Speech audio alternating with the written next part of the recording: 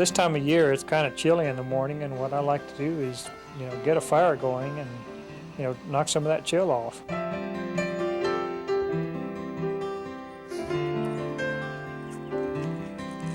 I'm looking for just basically the length and, something that's, not too big to put in the fire, or something that's dried well enough so that it's going to burn.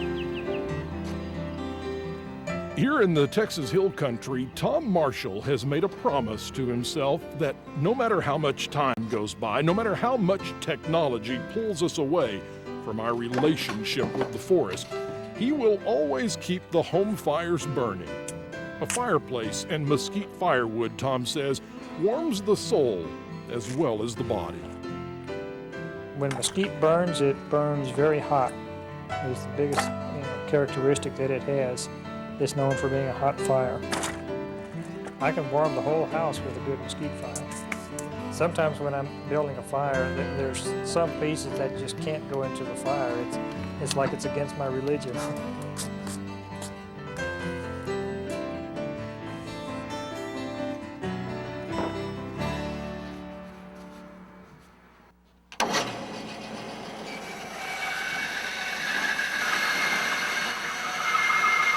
Every piece of the mesquite firewood has its own personality to it. About 10 years ago, just one afternoon, I happened to walk by the firewood pile and said, well, now if we just use that whole log, maybe we could do something with that. So I picked up a piece of firewood and started cutting on it. Still smoking from a close call with flames, one piece of firewood is taken apart in Tom Marshall's workshop. I'm done with my part. It's not just firewood. And you can do a lot of things with it. It's not kindling. I'm cutting it up and making it smaller and smaller. The more that Tom and Mary Lee Marshall cut on this old piece of mesquite firewood, the less it changes. Hard to believe that all these pieces will fit back together again, but somehow they do.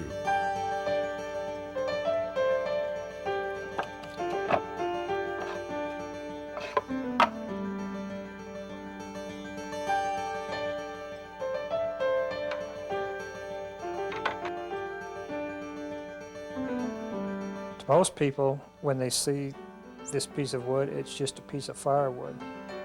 But when I look at it, I see it as a piece of art. This box is one that we took the bark off, but there's still plenty of surprises inside.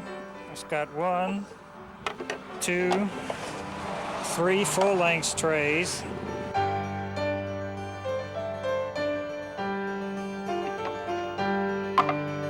And then there's 1, 2,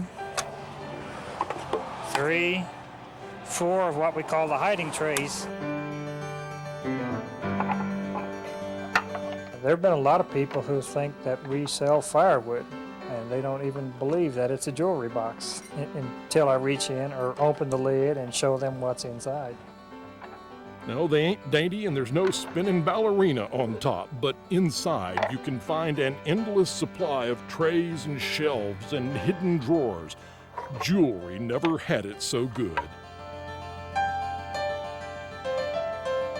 It always amazes me when somebody comes up and thinks that we're selling a piece of firewood, and we open the lid up, start pulling out the trays, and their eyes get real big, and they start wondering, and say, well, how in the world do you do this? They can't fathom, how something like those things can be made.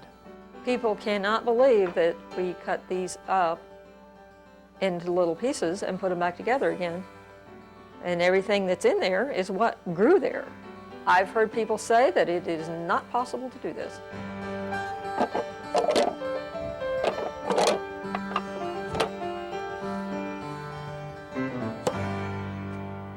When we go to a barbecue restaurant, I want so bad to tell them what they have in their firewood pile. They just don't know unless they've seen.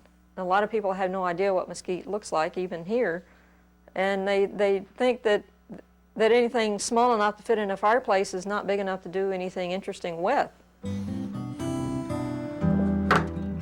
Well, there aren't many people in this world who can reach inside a mesquite log and rearrange it, then put it back together again. These things are optical illusions that rub against the grain of traditional woodworking. Tom and Mary Lee Marshall say if they stacked up all the mesquite jewelry boxes they've made from firewood, it would probably come to, maybe 3 or 4 chords.